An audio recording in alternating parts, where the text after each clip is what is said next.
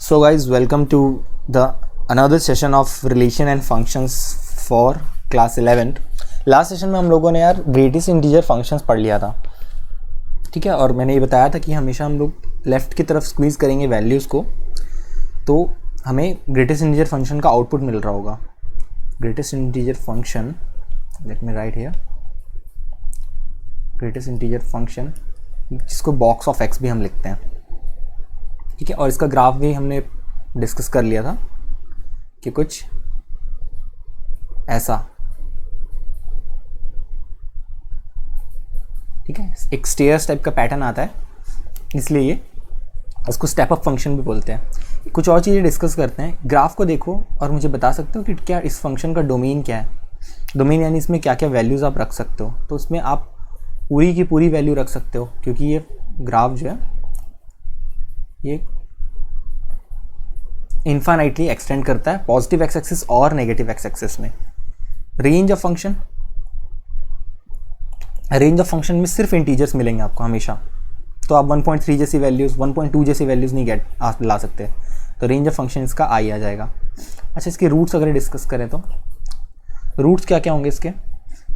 Roots वो value होती है जिसके लिए y 0 होता है, x की वो वैल्यू जिसके लिए y 0, यानी कि बॉक्स ऑफ x 0 कहाँ पे होगा। अब देखो यहाँ पर तुम 0 से लेकर के 1.9 तक कितनी भी वैल्यू रख लो वो 0 ही आएगा हमेशा, यानी कि 0 से लेकर 1.9 भी नहीं, इनफैक्ट 1.999 जहाँ तक भी जाओगे तो इसका मतलब ऐसी तो इन्फाइनाइट वैल्यू मिल जाएगी ना।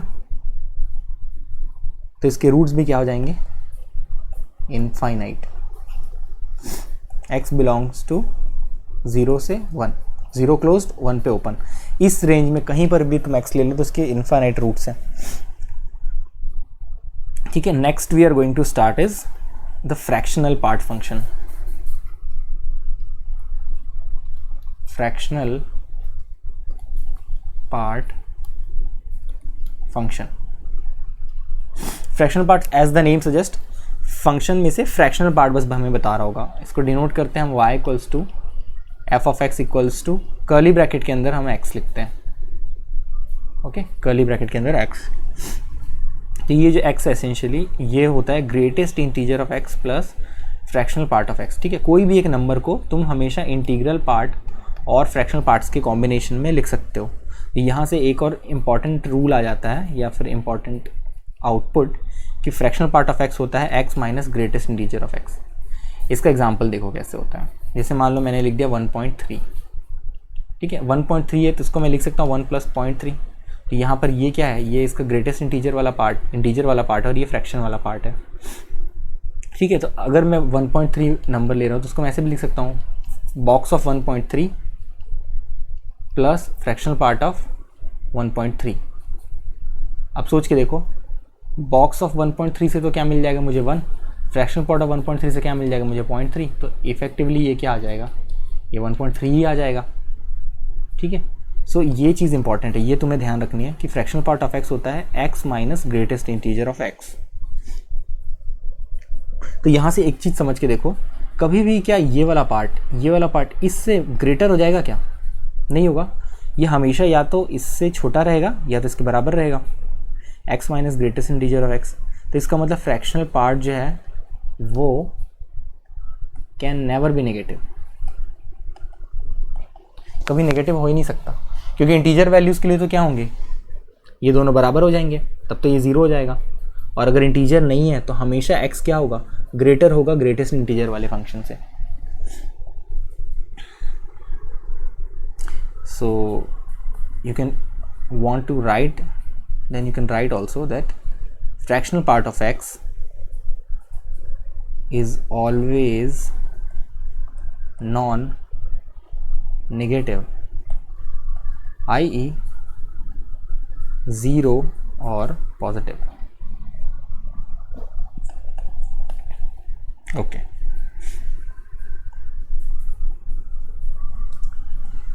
Now let's take an example। मान लो मैंने तुम्हें दिया x इक्वल्स टू 2.7। अब तुम क्या बोलोगे, इसका ग्रेटेस्ट इंटीजर क्या है 2, इसका फ्रैक्शनल पार्ट क्या है, इसका फ्रैक्शनल पार्ट होगा x minus greatest integer of x। तो ये हो जाएगा 2.7 माइनस 2 विच इज़ 0.7। ठीक है, एक और एग्जांपल लिखते हैं, x इक्वल्स टू लेट से 5। अब इसका ग्रेटेस्ट इंटीजर क्या होगा, 5 का खुद 5 ही हो जाएगा। इसका फ्रैक्शनल पार्ट क्या होगा x का, ये हो जाएगा 0। अब एक और एग्जांपल, मान लो ये -7.8 ले लिया मैंने। अब सोच के देखो यार, इसका ग्रेटेस्ट इंटीजर क्या होगा। मैंने बताया था लेफ्ट स्क्वीज करते हैं, तो ये तो -8 हो गया। और इसका फ्रैक्शनल पार्ट देखो अब, ठीक है। अगर तुम इसका फ्रैक्शनल पार्ट 0.8 दे रहे हो तो गड़बड़ कर रहे हो। इसका फ्रैक्शनल पार्ट 0.8 नहीं होगा, इसका फ्रैक्शनल पार्ट आएगा 0.2। ठीक है, ऐसा क्यों आ रहा है, क्योंकि जब तुम लिखोगे ना x को, x इक्वल्स टू -7.8, तो तुम इसको लिख सकते हो 8 माइनस 0.2, -8 प्लस ऑफ 0.2, ऐसे लिख सकते हो तुम। अब जाके ये किस फॉर्म में आ रहा है, greatest integer of x plus, अब जाके इस फॉर्मेट में आ रहा है, fractional part of x equals to greatest integer of x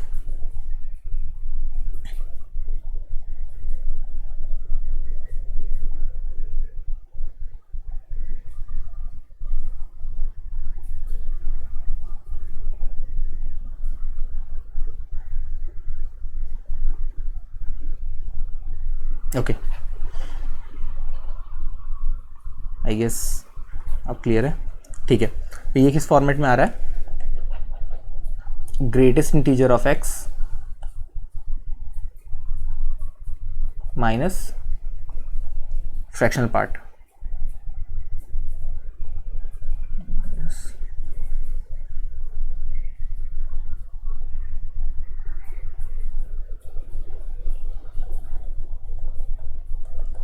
ठीक, इस फॉर्मेट में ले आया हम इसको। सो कभी भी नेगेटिव नंबर अगर आता है तब तुम फ्रैक्शनल पार्ट को क्या करोगे, जो फ्रैक्शन पार्ट दिख रहा है उसको 1 से सब्ट्रैक्ट कर दोगे और तुम्हें एक्चुअल फ्रैक्शन पार्ट मिल जाएगा। ठीक है, एग्जांपल के लिए मान लो x equals to minus of 11.82 है अगर। अब तुम इसका ग्रेटेस्ट इंटीजर क्या बोलोगे, ग्रेटेस्ट इंटीजर का तो तरीका पता है हमें, लेफ्ट में स्क्वीज करो, क्या आ गया -12। अब फ्रैक्शन पार्ट निकालना है। एक्चुअल में फ्रैक्शन पार्ट क्या होता है इसका, जो दिख रहा है नेगेटिव वैल्यू में 0.82 दिख रहा है, 1 से सब्ट्रैक्ट करो इसको, कितना आ जाएगा ये 0.18। ठीक है, तो अब कुछ नंबर्स देखते हैं, इनका फ्रैक्शन पार्ट देखते जाते हैं। 11.7 इसका फ्रैक्शन पार्ट क्या आएगा 0.7, -3.2 नेगेटिव आ गया। अब इसका फ्रैक्शन पार्ट क्या रहेगा 1 माइनस 0.2 विच इज 0.8। 5.8 इसका फ्रैक्शन पार्ट तो सिंपली 0.8, -3.9 अगर है इसका फ्रैक्शन पार्ट क्या हो जाएगा 0.1। -12 है इसका फ्रैक्शन पार्ट क्या हो जाएगा 0। -13.1 है इसका फ्रैक्शन पार्ट क्या हो जाएगा, नेगेटिव है तो 1 से माइनस करेंगे, 1 माइनस 0.1 क्या आ जाएगा 0.9। 11 का फ्रैक्शन पार्ट क्या आ जाएगा 0। अच्छा, अगर मैं तुमसे पूछूं पाई का फ्रैक्शन पार्ट क्या होगा, तो वो हो जाएगा π-3। ठीक है, x minus greatest integer of x, तो 3.14 का ग्रेटेस्ट इंटीजर क्या होगा 3। तो फिर अगर तुम ऐसे बोलोगे कि पाई होता है 3.14 और -3 कर दिए तो 0.14 आ गया, तो ये क्या हो जाएगा, गड़बड़ हो जाएगा। ठीक है, क्योंकि क्या है, ये तो अप्रॉक्सीमेटेड वैल्यू है। ठीक है, तो इसको तुम क्या छोड़ दोगे, यहीं तक छोड़ दोगे, π-3 जो एक्चुअल वैल्यू है पाई की। 3.14 तो अप्रॉक्सीमेट करके लाई हुई है हमने, इसका मतलब ये करेक्ट आंसर नहीं है। सिमिलरली अगर मैंने फ्रैक्शन पार्ट ऑफ ई बोल दिया, माइनस ऑफ ई बोल दिया, तो क्या होगा, हमें पता है माइनस ऑफ ई कितना होता है, -2.23 समथिंग। तो इसका ग्रेटेस्ट इंटीजर तो क्या आ जाएगा -3 आ जाएगा। सो इसको अगर लिखना चाहोगे तो क्या आ जाएगा, x minus greatest integer of x, तो -e -3 आ जाएगा ये। अब -e plus 3 which is 3 minus e, यहीं पे छोड़ दोगे। ओके, सो आई होप यहाँ पर अब फ्रैक्शन पार्ट क्लियर है। अब देखते हैं यार, कोशिश करते हैं इसकी ग्राफ बनाने की।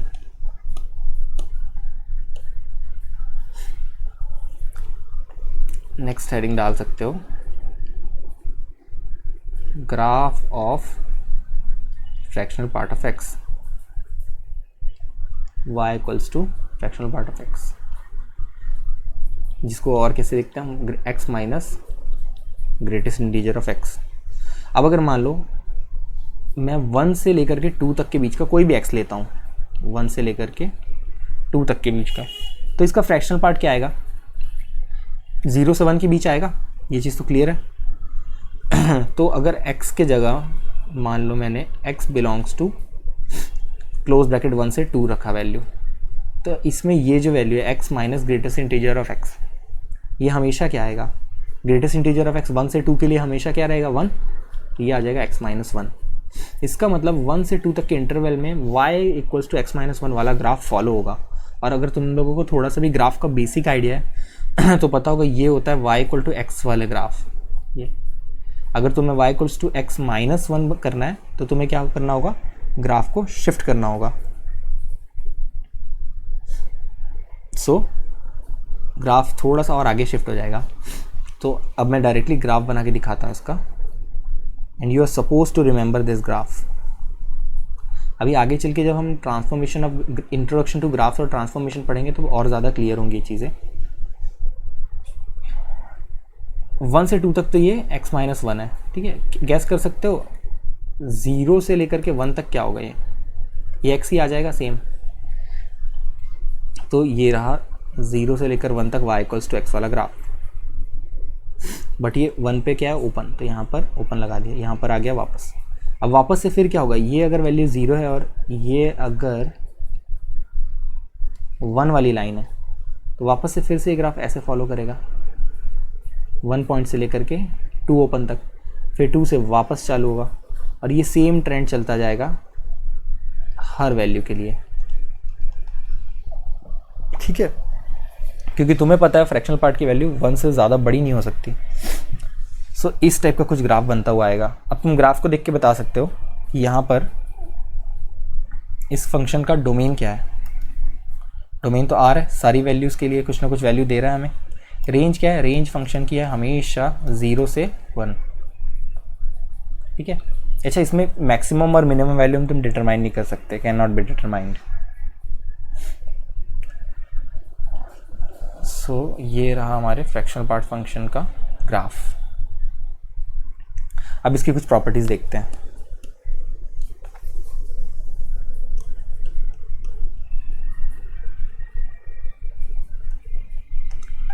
सबसे फर्स्ट है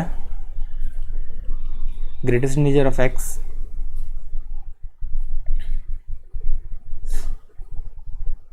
यहां से हमें मिलेगा हमेशा इंटीजर, और ये अगर लिखा फ्रैक्शनल पार्ट तो हमें मिलेगा हमेशा 0 से लेकर के 1 तक की, 1 ओपन तक की कोई भी वैल्यू।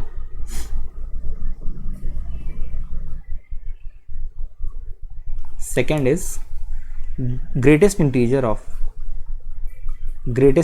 x, ये हमेशा ग्रेटेस्ट इंटीजर ऑफ x मिलेगा, ठीक है। अगर तुम कोई एक फंक्शन का ग्रेटेस्ट इंटीजर निकाल रहे हो, उसको फिर से बॉक्स ले रहे हो तो वो एक बार ग्रेटेस्ट इंटीजर लेने के बराबर ही आएगा वो।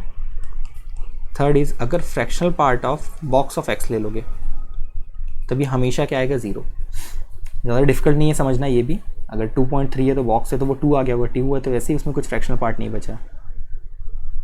फोर्थ है अगर मान लो फ्रैक्शनल पार्ट ऑफ x ले लिया तो ये भी सिंपली एक बार फ्रैक्शनल पार्ट ऑफ x की जो वैल्यू आएगी उसके ही बराबर रहेगा। अब यहाँ एक इम्पॉर्टेंट प्रॉपर्टी आती है जिसको मैं यहाँ पे लिख रहा हूँ, वो ये है कि ग्रेटेस्ट इंटीजर ऑफ x हमेशा लेस देन या इक्वल टू होता है x के, ठीक है। ये चीज़ हमें पता है क्योंकि वो लेफ्ट साइड पे हमेशा स्क्वीज़ करता है, बट ये हमेशा ग्रेटर रहेगा x माइनस 1 से,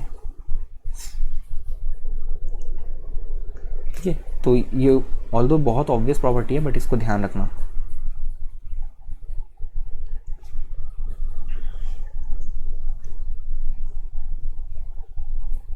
ठीक है, अब एक इलस्ट्रेशन देखो।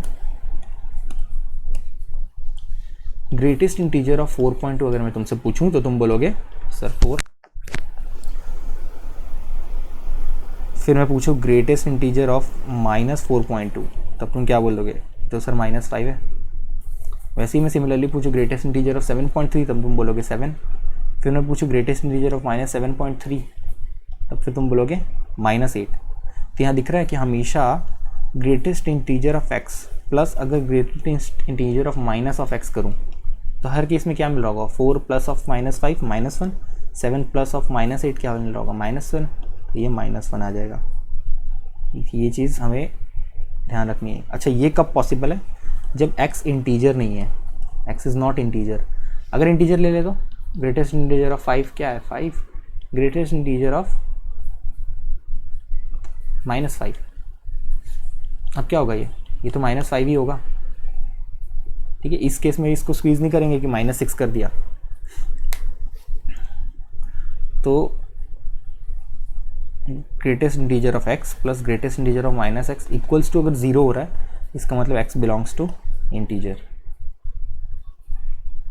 सो इस प्रॉपर्टी का भी ध्यान रखोगे, important.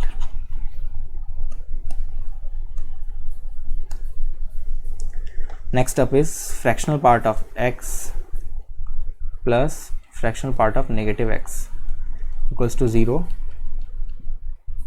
x belongs to integer equals to 1, x does not belongs to integer। अब इसको देखो, फ्रैक्शनल पार्ट ऑफ x और फ्रैक्शनल पार्ट ऑफ -x लोगे, क्योंकि खुद फ्रैक्शनल पार्ट कभी तो नेगेटिव होता नहीं है। तो नेगेटिव नंबर्स का फ्रैक्शनल पार्ट कैसे निकल रहा था, एसेंशियली हर बार 1 से माइनस करके, याद आ रहा है। तो अगर इंटीजर है तब तो उनका फ्रैक्शनल पार्ट, ये वाला पार्ट भी 0, ये वाला पार्ट भी 0, तब तो ये 0 हो जाएगा, तो ये जस्टिफाइड है। बट अगर वो इंटीजर नहीं है, तब ये चीज़ देखा था ना हमने कि माइनस अगर 7.2 है तो इसका फ्रैक्शनल पार्ट होगा 1 - 0.2। ठीक है, सो अगर मान लो मैंने ले लेता हूँ -5.3 और 5.3, ग्रेटेस्ट फ्रैक्शनल पार्ट ऑफ 5.3, ये तो क्या आ जाएगा 0.3। फ्रैक्शनल पार्ट ऑफ -5.3 क्या आ जाएगा, 1 - 0.3, ठीक, कितना आ जाएगा 0.7। अब इन दोनों को ऐड करो, हमेशा क्या मिलेगा, 1 मिलेगा ना। So therefore this property.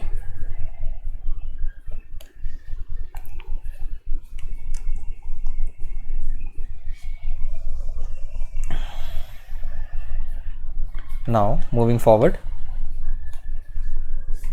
Next one is, अगर मान लो मेरे पास ऐसे है कि box of x plus integer, box of x plus i is box of x plus i, separate कर सकते हो इनको। सिमिलरली अगर box of x minus i दिया हुआ है तो भी इसको box of x minus of i लिख सकते हो। ठीक है,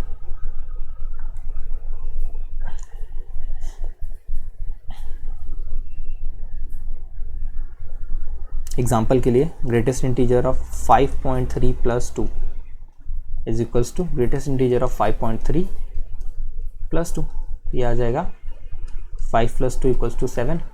यहाँ पर से क्या आता है 7.3, इसका ग्रेटेस्ट इंटीजर भी 7। So this kind of justifies the property. ठीक है, बहुत सारी जो ऑब्वियस चीज़ें हैं उनको अब जस्टिफिकेशन लेके नहीं चलेंगे। अच्छा, जब ये प्रॉपर्टी लिखा हो तो कुछ बच्चे ना ऐसे लिख देते हैं, greatest integer multiplied by x का box is equals to integer multiplied by box of x. अब देखो ये गलत है, ये नहीं हुआ। क्यों? क्योंकि सोच के देखो, मान लो मैंने 16 ले लिया और x के जगह ले लिया 0.2, तो कितना आ जाएगा ये 16 2 जा तो 32 होता है, तो 3.2 आ जाएगा, बॉक्स ऑफ 3.2 3 आ जाएगा। बट अब यहाँ पर अगर मैंने ले लिया ये 16 और यहाँ बॉक्स ऑफ 0.2, बॉक्स ऑफ 0.2 को क्या करोगे तुम, लेफ्ट में स्क्वीज कराओगे तो 0 आ जाएगा, तो ये 0 हो जाएगा। तो दिख रहा है यहाँ पर तो इक्वलिटी होल्ड नहीं कर रही। सो इसका ध्यान रखना, ऐसा नहीं होता इन जनरल।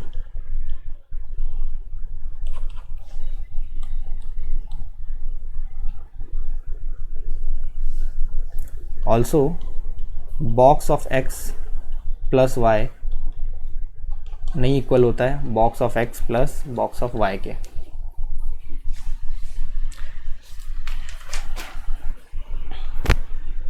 ठीक है, अब इसको खुद से करके देखना तुम।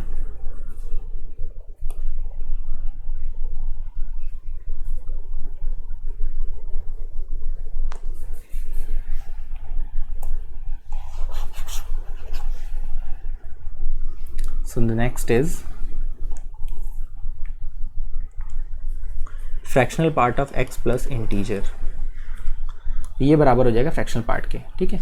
क्यों बराबर हो जाएगा फ्रैक्शनल पार्ट के? क्योंकि इंटीजर क्या कर रहा होगा उसका, एसेंशियली कोई भी डिफरेंस नहीं लाता है फ्रैक्शनल पार्ट वाले फंक्शन में। एग्जांपल के लिए अगर मैंने x प्लस 5 का फ्रैक्शनल पार्ट लिया तो ये आ जाएगा फ्रैक्शनल पार्ट x का ही, ठीक है। यहाँ पर भी ये चीज़ ध्यान रखने वाली है कि x प्लस वाई का फ्रैक्शनल पार्ट नहीं इक्वल होगा fractional part of x plus fractional part of y के लिए, ठीक है। इसका एग्जांपल चाहिए तो एक बार चेक करा लेना, एक बार x को 0.2 ले लेना, y को 0.9 ले लेना, चेक करा के देख लेना, नहीं सेटिस्फाई करेगा ये। नेक्स्ट प्रॉपर्टी इज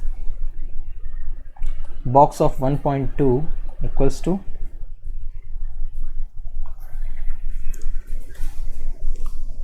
वन होगा, बॉक्स ऑफ 1.31 इक्वल्स टू 1 होगा, बॉक्स ऑफ 1.78 भी इक्वल्स टू 1 हो जाएगा,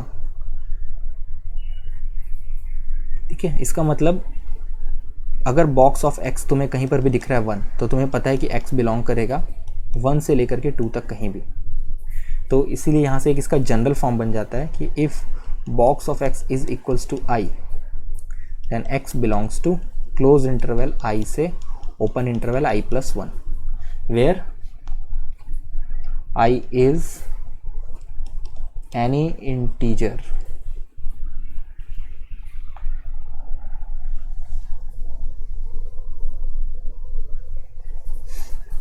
सो इस पे बेस्ड एक क्वेश्चन का आंसर करो।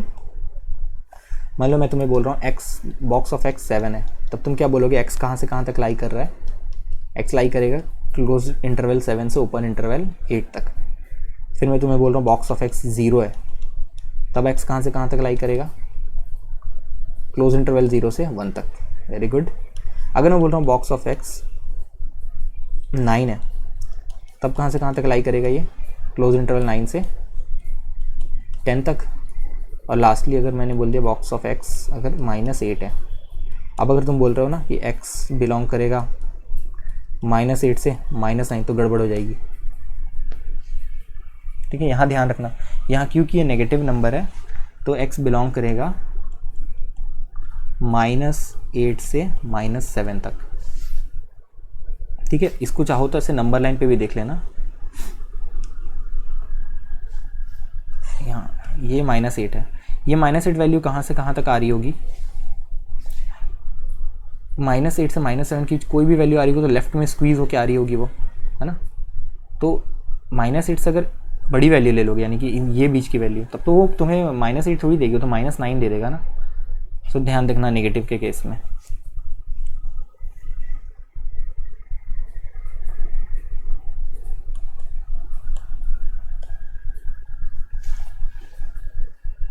अच्छा, इफ़ क्वेश्चन में ऐसे बोल दिया box of x equals to 5.8, अब बताओ x कहाँ से कहाँ बिलोंग कर रहा है? तो यहाँ पर तुम बोलोगे कि इसका तो कोई सॉल्यूशन नहीं है, नो सॉल्यूशन इज पॉसिबल, ठीक है, क्योंकि बॉक्स ऑफ x तो हमेशा हमें इंटीजर मिलना चाहिए।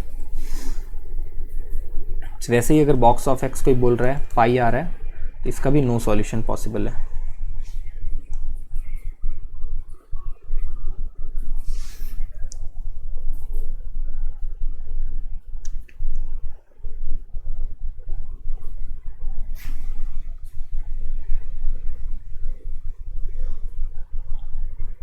अच्छा, अब देखते हैं इनइक्वालिटीज़ वाला पार्ट।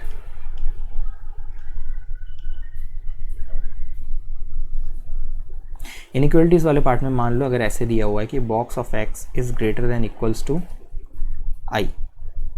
अब इसका मतलब है कि x तुम्हारा बिलोंग करेगा 1 से लेकर के इन्फिनिटी तक कहीं भी। क्यों? क्योंकि अगर मान लो ये i है तो ये रहा i + 1 और ये है i + 2, इंटीजर की बात कर रहे हैं अभी। अब x जो है वो i से मान लो ग्रेटर हो गया, ठीक है, ये यहाँ पर होगा i से इन्फिनिटी। i से ग्रेटर कोई भी वैल्यू है x बॉक्स ऑफ x की, सो बॉक्स ऑफ x की वैल्यू अगर i से ग्रेटर है तो पक्का वो कहाँ से कहाँ तक हो रही होगी? अच्छा, इक्वल टू भी दे दिया, यानी i भी हो सकता है, मतलब अब यहाँ से लेकर के पॉजिटिव इन्फिनिटी साइड तक कोई भी वैल्यू हो सकती है वो। अगर ये यहाँ पर इक्वलिटी नहीं देता तब फिर क्या हो जाता, तब फिर हमेशा बॉक्स ऑफ एक्स i+1 से स्टार्ट होता। एग्जाम्पल के लिए भी देख लो, box of x greater than equal to, मान लो मैंने 7 बोल दिया, तो अब यहाँ एक्स कहाँ से कहाँ तक बिलोंग करेगा, 7 से लेकर के कम्प्लीटली इन्फिनिट तक।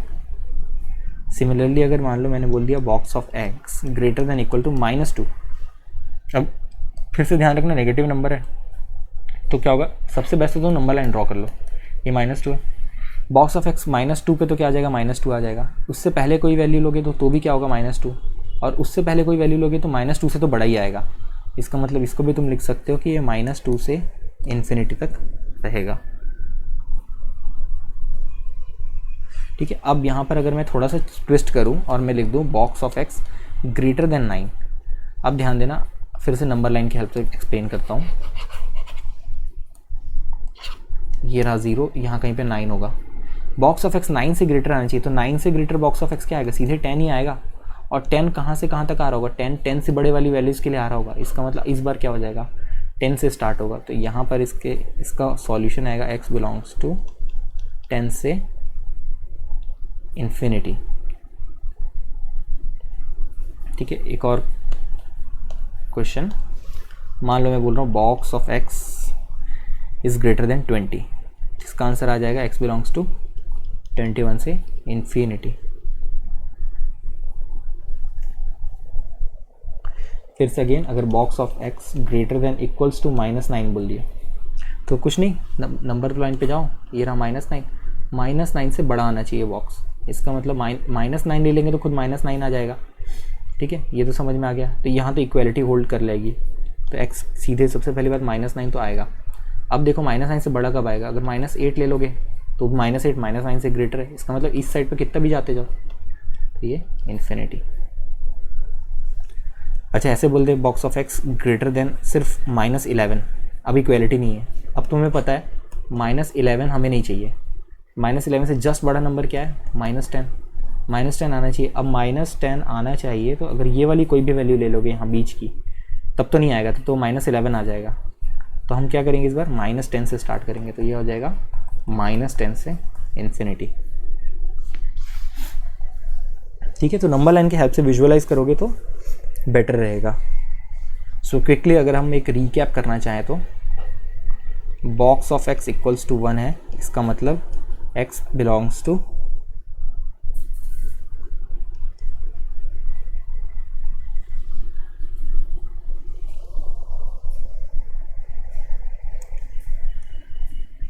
वन से लेकर के 2। अगर box of x greater then 1 है,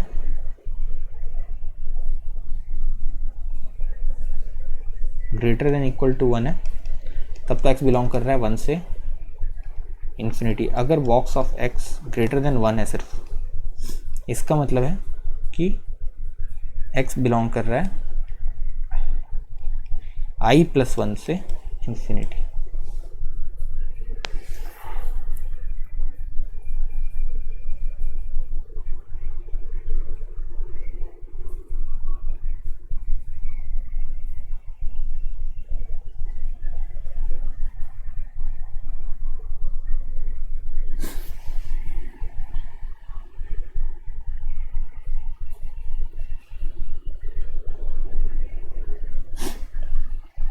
यहाँ पर इसको आई लिख लेना, ये 1 नहीं, तीनों यहाँ पर ये 1 है और यहाँ पर आई है। तो ये था रिकैप।